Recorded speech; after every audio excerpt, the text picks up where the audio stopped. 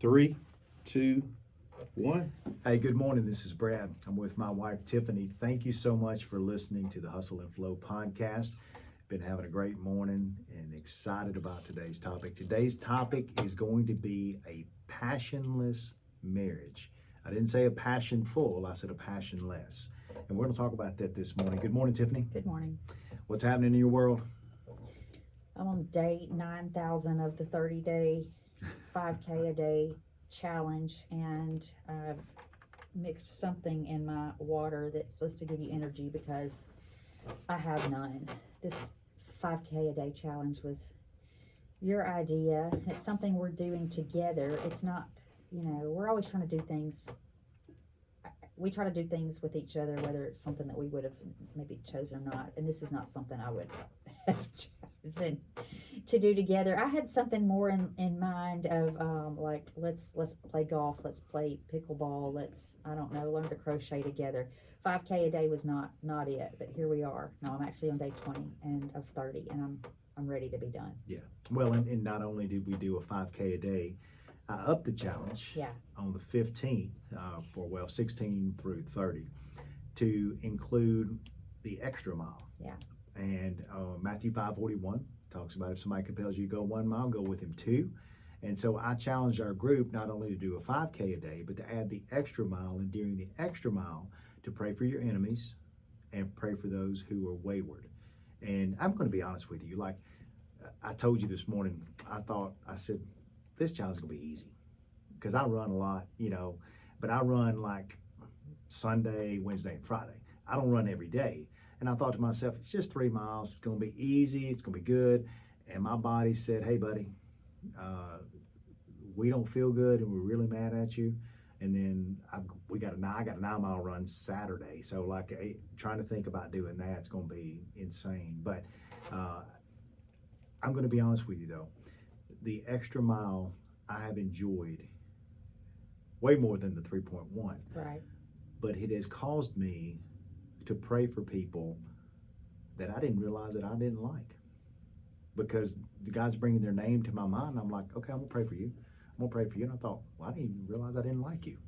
And Not anybody listening. Okay. I know, but that's so funny because when I've been praying that, we talk about praying for your enemies or your haters and all those things, I really haven't. I've just been praying a more general, and I've been, blessing those who may be jealous or envious or who curse me or curse my business or curse my family, but I really haven't had names. Mine has been more general. I think sometimes, maybe I just stick my head in the sand or I'm blind if somebody doesn't like me or wishes me harm or is a hater. I don't know or don't need to. People be drinking some haterade. Need to know. But anyway, so I'm ready. I don't know. Yeah, I'm ready for it to be done. 10 more days, we're done. 10 more days. And then we can go do something else. Fun. This is not fun. This is fun. It's not fun. It's not fun. No. Well, hey, listen, thank you so much for listening this morning. We digress, but we're going to move on into our subject this morning. We're going to talk about a passionless marriage. And where did this originate from? We were listening to a podcast on our way down to Jackson of some people that you have listened to, and they were talking about a passionless marriage. And I thought, that's interesting. And if I'm not mistaken, was this the same people who kind of gave the advice that if you don't stay on the same page, because you become different people, that it's okay to move on? Yeah. Was this the same people? I don't mind saying who it is. I mean, you can listen to their podcast. It's Garrett White, and I can't remember Garrett's name, the wife's name. No, I don't remember. They've been married about 24 years, and they were talking about, learning how to work together. Garrett, if you're familiar, if you've seen Facebook ads or YouTube ads or something like that, he's the Wake Up Warrior guy, and he takes people out on an adventure for maybe 3 days over in California. It's kind of like a 2-day SEAL type thing. They keep you awake all the time, and it's a soul searching type thing, and it's based on Christianity or whatever that is. And so that's who that is. But yeah, they were the same people. The advice they gave was, if your spouse don't take care of themselves, it's okay to go find somebody else. And I was like, I don't know. Yeah, in a nutshell, I don't agree with that, but anyway. That's kind of what they said in a nutshell. If if one of you is not taking care of the themselves and you're no longer attracted to that, Yeah. Next. Next. So anyway, yeah. So anyway, passionless marriage. Yeah. It's and I guess if you had to describe that, that would be a marriage where you're just really living as friends. Mhm. Yeah. Yeah, roommates, friends. Friends would probably be the in between of getting to where you're just roommates. At Yeah. least friends is you're still, talking, Yeah. happy, Right. hanging out just like you would with your other friends. And then roommates, I guess, is the last part of that, to where you're doing none of that. None of it. None Yeah. of it. I did a TikTok a few months ago about a conjugal roommate situation, and a lot of marriages turn into conjugal roommates. They'll have that conjugal visit, and then they'll go on about their way just being roommates. But that does not necessarily translate into a passionless marriage. A passionless marriage actually turns into a sexless marriage as well. And when you're talking about being passionless, like you've seen them, we know, and I could name them right now. I could name some people that I know that are in a passionless marriage that they're just good friends. That they're either that or they're just good roommates. They make sure that they pay their half of the bills, and that the kids get bathed on time, and they eat dinner together. They go to mama's house, or they make sure that their schedules line up, and there's zero passion in their marriage. Now, we talked about this. I asked you earlier, where do you initially see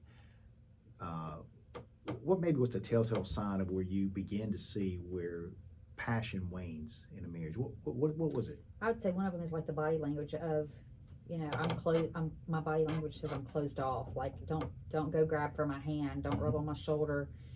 Don't, whatever those things are. Like, my body language says I'm not really welcoming that. And for whatever reason, like those kind of little touches and little things, those stop. I think that's definitely one of them. And then the other is just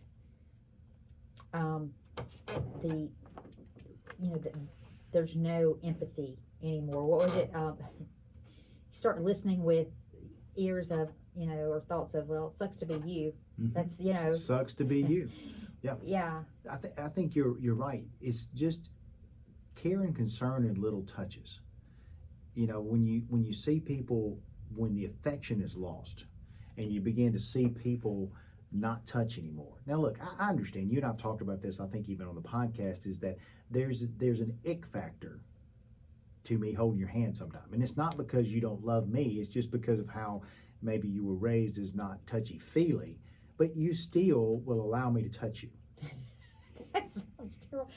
Yes, I mean, yeah, when we hold hands, and you don't take it personally anymore, but like when I'm done, I'm done. If I'm like, I'll pat you, I'm like, okay, that was a good session. Like, but I'm done. If we're walking together, you'll grab my hand, and I'll do it for a little while, and I'm okay with a little while, but then like, I'll pat you, like, okay, I'm done with that. If y'all could see the video, you can see it on Facebook when I post it, but she is as red as the shirt she's got on. She's like, oh my God, I can't believe you just said that there's... Well, but there is a certain amount of ick factor, but yours is not because you can't stand me. It's because of how you were raised. And I go back to say is that whenever you develop an ick factor to your spouse touching you, that's a good caution sign there that you need to raise the flag and say, hey, wait. Why do I feel this way? Why do I kind of shake a little bit when they want to put their hand on me? And it's because passion is waning in your marriage. Now what does that look like? What are some signs? What are some things you can talk about when it comes to a passionless marriage? What happens not after touch happens? What's one of the first things to go? I mean, don't you think you just start probably going off into your own world, doing your own thing, being autonomous, even though you're married,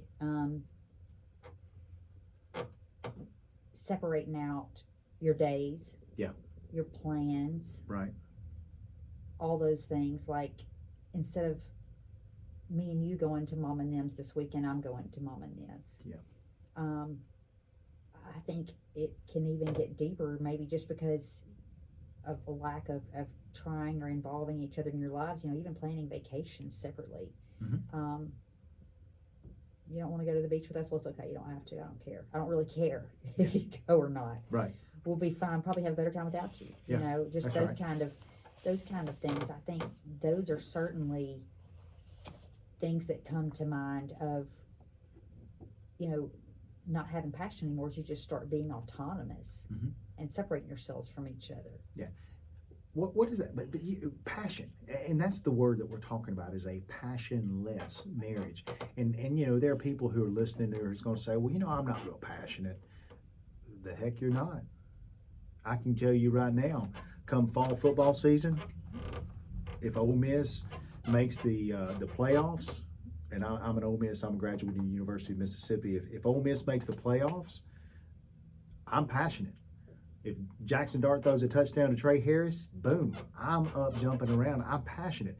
And I can tell you, you're passionate about something. You absolutely are passionate about something, whether it's a hobby, whether it's work, whether it's looking at your phone, whether what you're passionate about something. So to sit here and tell me I'm not, it's just not how I am. I'm not wired to be passionate. Yeah, you are. You're just not passionate about your wife, or you're not passionate about your husband. And so one of the first things that goes after you begin to have the ick factor with touching is sex goes away, and it becomes maybe a chore. We've talked about that before, sex being a chore, especially for women. But sex goes away, and look, we're all adults here listening to this podcast. I understand that every time you make love with your spouse or have sex with your spouse, that it's not going to be a barn burner. That you're not going to just throw clothes all over the living room and just go for it. It's going to be some plan, or it's going to be just whatever it is sometimes. But I can tell you, if you don't ever have some spontaneous barn burner sex, sometimes the passion may be waning a little bit. And you know, and you hate this, but I keep thinking about Bill Engvall. That's one of my favorites. It's the stupidest thing. Him talking about them going at it one night, and he said she was arching her back, and he said I was thinking, you are welcome, and she said, you're on my hair, you're on my hair, you're on my hair, and he said then she was going at it with him, and he said she knocked a candle over, and he said wax got all over him, and he said he started screaming, and she said, you are welcome, and he said, no, I got wax all over me. So it's those stupid type things. I think that sex, once sex goes away, or it becomes just kind of occasional, you can tell that there's passion waning in your marriage. Well, sex is the deepest connection, and so with no sex, there becomes a disconnect for sure. I personally don't believe, and somebody may want to debate me, I personally don't believe you can have the deepest level of passion and connection in your marriage without sex. I don't believe a sexless marriage is a passion-filled, deeply connected marriage. And somebody may disagree with me, and that's okay. They can be wrong, but That's right. I don't believe that you can take that out and stay passionate and deeply connected. So yeah. And this ain't about sex No. per se, but let's dig just a little bit deeper on that topic, because you said it is the deepest connection you can have, and expound on that just a little bit, because I mean, we understand the act is very intimate. Okay, you're beginning to see the most intimate parts of a person, but what do you mean, in your opinion? Well, too, I mean, that's such a vulnerable thing when you're sharing all of yourself, and you know, you're naked most of the time, obviously, I guess. All those things, like, it's a very vulnerable time, and so being vulnerable with somebody, and that's a deep vulnerable. I did so good at vulnerable, but I cannot say the other word, Yeah. the ability part. That that causes such a vulnerability that creates even a deeper level. And I believe it's easier to have passion when you know each other in those deep ways. If you don't, then it goes back to what we were talking about being roommates, Right. and just being friends. Mm-hmm. All friends are not vulnerable with each other. They're not. They're absolutely not. You know. So what separates us from just being good friends to being passionate in our marriage? Right, right. I think too, it goes back to where you begin to, I guess, to have no compassion. You know, we talked about losing touch and losing feeling and getting the ick factor when they touch you, but then you begin just to lose interest. You know, I think the older I get, and I read a book a long time ago, it's called Raving Fans. If you've not read it, it's a really great book. But I don't want to be a raving fan of my University of Mississippi football team. I love them, and I can tell you who's playing and things like that. I don't want to be a raving fan of the Atlanta Braves. I like the Braves, went to the game not too long ago. I don't want to be a raving fan of any sports thing. I want to be a raving fan of you. And I want to know what you like. Well, this is what you used to like. What do you like now? What has changed in you? What is it that what's your thing that makes you go? You know, what are the little things that you like, the little things that you need? I'm not losing interest in you. What's the I can't remember the song about I'll be I'll be, that's the name of the song. It's talking about I want to be your biggest fan. And if you're not your spouse's biggest fan, you're missing something. You know, if you know more about your friend or your brother or your mama or social media more than you know about your spouse, you've got it backwards. And you can think, well, he's being mean. I'm not being mean. I'm telling you, when you lose interest in your spouse, you begin to have a passionless marriage. I want to know you. I want to know what makes you tick. You know, we were talking about this Father's Day we just celebrated, and you told me, you said you're the hardest or worst, I don't know what your term was, the hardest or worst person to buy for. Yeah. And she said, because nobody knows what you want. You don't like anything. I was like, I began to think, am I? And I apologized to her. I said, I don't try to be difficult on purpose. I said, I just don't really need anything. I said, the only thing I really cared about was my family coming to see me, but they still want to buy stuff. But I think it goes back to when you lose interest, because I need to know, at 50 years old, I need to know where you are now. I know where you were at 30, but where are you at 50? And I need to have compassion for that. Yeah. Well, and you know, what you're talking about becoming a fan and you know, study your spouse and you know their likes and dislikes. I know what you like. I would have known what you like for Father's Day, but you already have all that.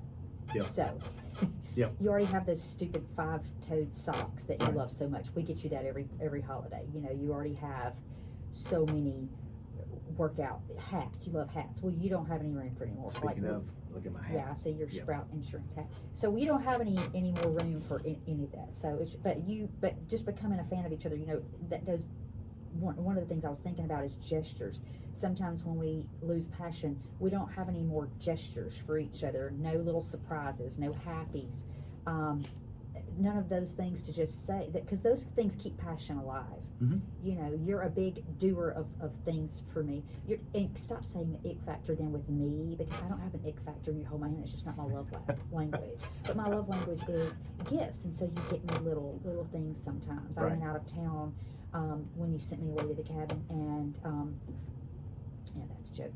But you know, you got me gym shorts. I'd mentioned I like this particular kind of gym shorts, so you went and you bought those gym shorts for me in another color. You know, I knew that you had said you liked certain shirts, so like we went and got that shirt for you. But when those little things stop, Mm-hmm. then that is also like things start to die. But when we're talking about, okay, I'm hearing this, and have I lost passion? Well, these are little things you can do to start it back. You know, if you become a fan of your spouse and you listen to what they say and you pick up on those little things, then you can do gestures for them, whether it's a task, whether it is an actual gift, whether it's, you know, an errand, that whatever, just little things like that keep it alive. And gratitude, saying thank you and being thankful. That's right. All those things, those are some things that help keep passion alive, being grateful for the little things and saying thank you. And I think those help. I think so too. And you know, I don't know, I guess this is kind of where it needs to go right now, but going back to just being a fan and studying your spouse, you study, I don't know why I keep using this, but you'll study your favorite team and know every stat and every stupid thing about that. That has nothing to do with you. You know, but you need to study your spouse. You need to write down things that are important to them. And I think about this all the time. I don't know why I do know, I mean, she loves chicken salad chicken, okay?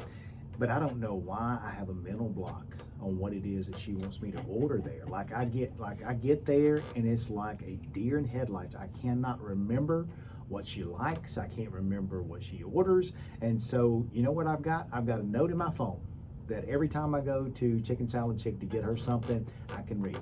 I want a sassy Scotty with, and again, see, I can't remember now. I have to look at my phone. Sassy Scotty with a scoop of fruity friend. Scoop of fruity friend. And I wrote that in my phone because I know that's important to her. Because if I come home with something other, she may eat it and say thanks, but that's not what she wants. Or she may say, please go back. I do not eat this. I don't know what this buffalo one is. I don't eat that. Like it. But again, you go back to when you start to lose interest and you quit becoming a fan of your spouse, the passion starts to wane. Yeah, and like, you know, other little things, like a lot of times as a couple, you have your own little secret language. You have your inside jokes. You have your humor of what you both think is funny. You have that relative that you both like chuckle to each other about something they say that's off the wall. Oh yeah. Or I saw that the other day on TikTok of like you both hear something at a family function that you know you're gonna give a play-by-play on. That's the debrief later. On the way home. Yeah, the car debrief ride. on the way home. Like, oh my God, did you hear that too? Yeah. Or anything. We have a lot of things that we do together, like business meetings, church meetings, all those things, and we're like, look at each other. Something was said last night off the wall in church, and we were both texting each other like, what was that? That was crazy.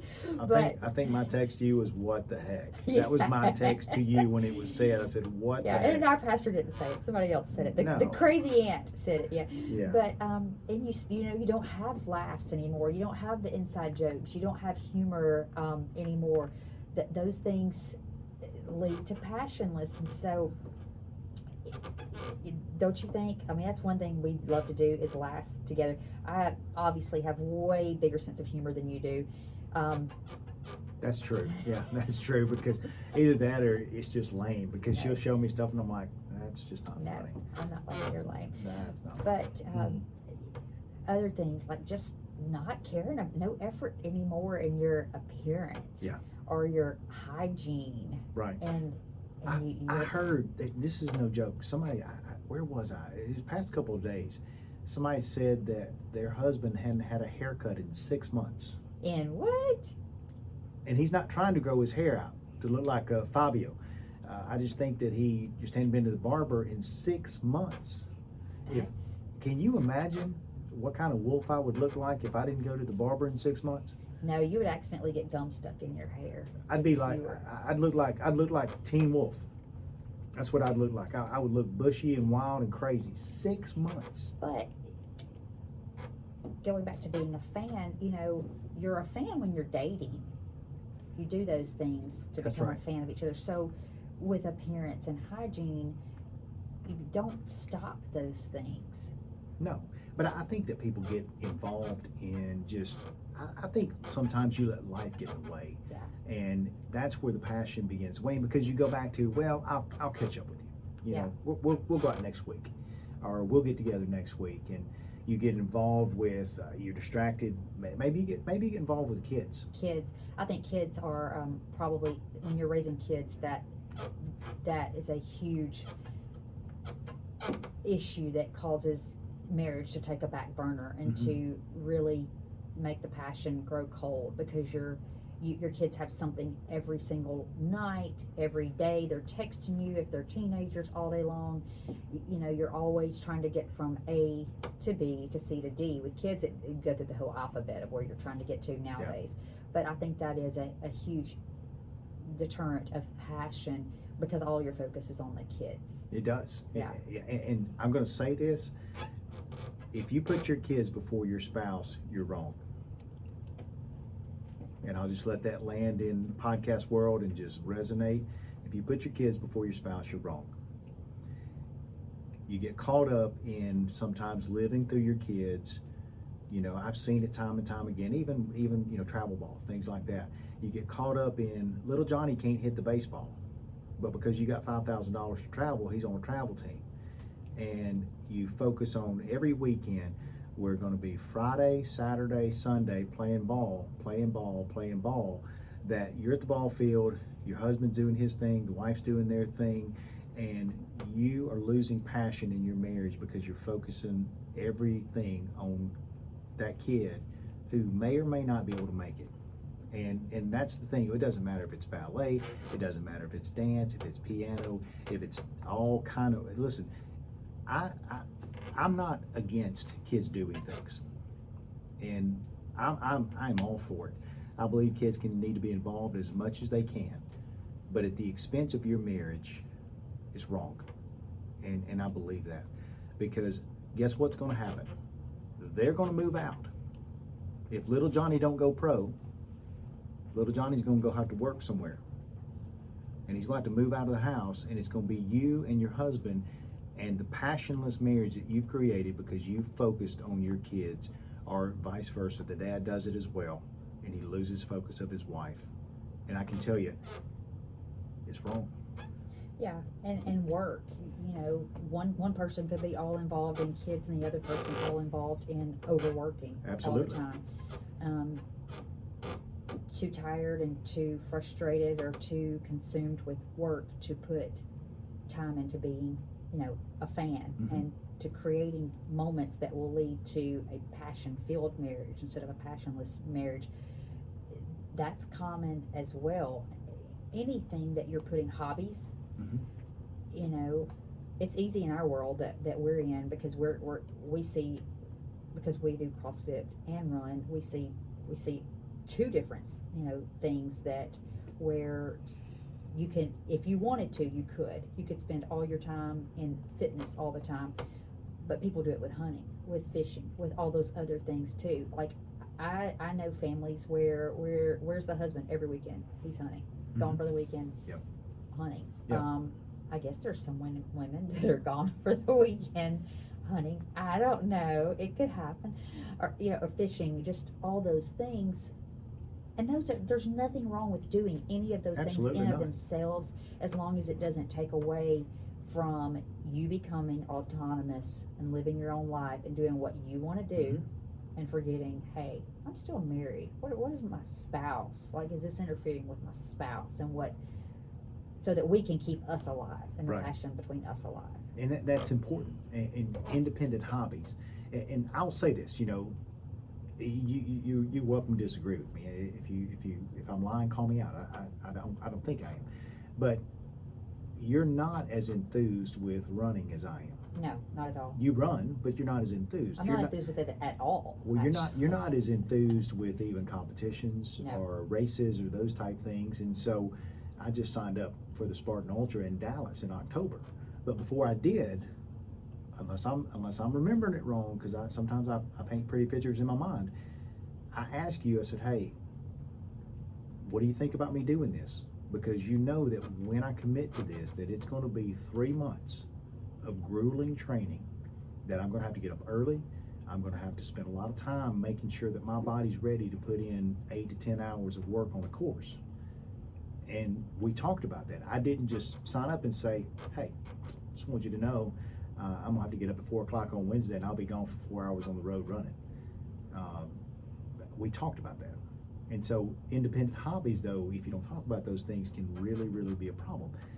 But I'll be honest, we are struggling right now at 52 and 50 to find a common hobby.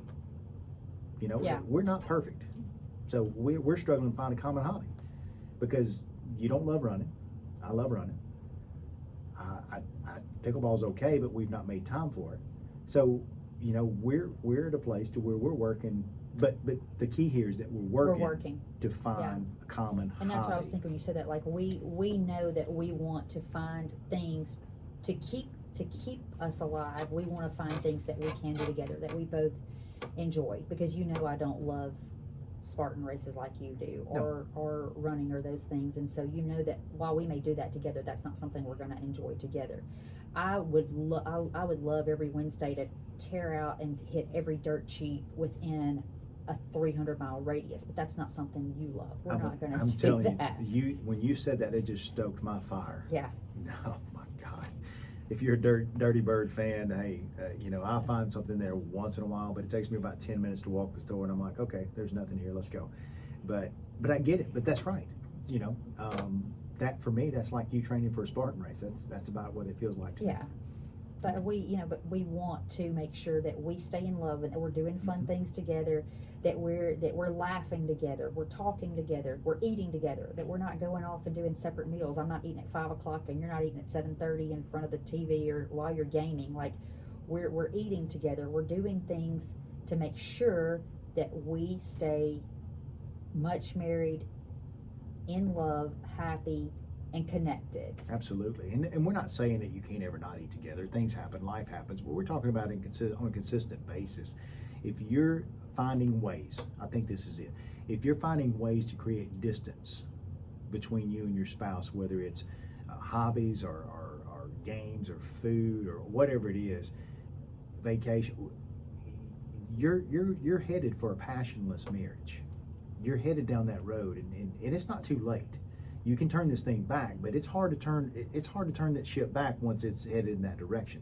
You really have to work hard to do it, and you have to work hard to make sure. Now, I think about sleeping arrangements. Look, again, this is one of those things. Unless there's health reasons you can't sleep together, it's not healthy for you to be in separate bedrooms. I think a lot of times it happens though because of kids co-sleeping, because of snoring. I think is the number one reason, probably out of anything, that people separate each other. You think that's the number one reason Yes. for murder too? No, I don't know. Probably, maybe, but and I get it. I get that happens, and it's just easier for Yeah. me to get a good night's sleep, and you get a good night's sleep, and not be kicked all night long because you're loud and you're keeping me up, whatever. But yeah, it's not. I don't think it's. But some people would argue with us. There's whole things out there about it being the best thing for your marriage to sleep separately. Have you seen any of that? I've seen a little of Yeah. that. So I don't know. There may be people that say we're absolutely wrong, but they're very happy because they don't sleep together at night. I don't know. Well, But everybody you're has talking their about turn the opinion. ship. So one of the ways you can turn the ship is to some of these things that maybe that stick out. You go back to taking care of your hygiene and losing weight and getting skinny or whatever for somebody else, for the next person, but just making sure you go get a haircut, or you're brushing your teeth, or you're not having stained clothes on just because every day of your life. The small gestures, making time for each other, asking how your day was, and actually listening and not thinking, oh, it sucks to be you, but saying, oh gosh, like, well, I hope today's better. I'm going to pray about that and really doing it. Just starting with those small things, I think can turn the ship back in the right direction. Absolutely, and it can. And you may find yourself, look, you may be in your marriage, you may be happy but not have passion. Just happy roommates, good friends, you just kind of hang out together. But here's the thing, you fall out of love so easy. It's easy to quit saying I love you. It's easy to quit having that touch. You have to intentionally, constantly stoke the fire. You have to go out and chop some firewood and bring it in and put it on the fire. You can't just assume that there's firewood in the house. You got to go out and get some as well and bring it in. I know that's probably a redneck backwoods analogy, but it's the truth. I've got to put logs on the fire. I can't just assume that the fire is going to continue to burn day after day after day without me adding anything to it. And sometimes you look at your spouse and you think, they're just a solid dude. She's a solid girl. That's a solid guy. And you just have a good, stable marriage, and you live your whole life unhappy and miserable with no passion. Because I can tell you, 52 and 50, we got some logs on the fire. There's some passion in our life. When I see you in the morning, I tell you every day, you're the best thing I wake up to. I bring your coffee. I try to give you a kiss on the cheek or a kiss on the head, because we ain't doing nothing because we ain't brushed teeth. So I try to give you a kiss on the head, and I always try to tell you, good night, baby, I love you. Because I want that passion to be in my life. And I don't want you at 50 years old to have to go find somebody else or do something else because I'm not giving you what you need. And listen, I don't care if you've been married 5 years, 10 years, 15, 20. You need to pay attention when the passion starts to wane in your marriage and figure out why. And take those steps like Tiffany said. Try to reinvent little ways to create passion again. What's your final word? Go get it. Go get some wood. Chop it. It's work. Go But get that's what some we're here. wood. That's what we're here to do. Absolutely. Keep working. Absolutely. Hey, listen, thank you so much for listening today. We encourage you to get in the flow of life. If there's an area you want to get better in, find people who are going that direction and hop in the flow, and you'll find yourself getting to where you want to be. Thank you so much for listening. We appreciate it. Thank you so much that if you've given us a 5-star review, if you've been sharing this with your friends, we encourage you to do so and continue to listen. Have a great day. Well, I tell you what.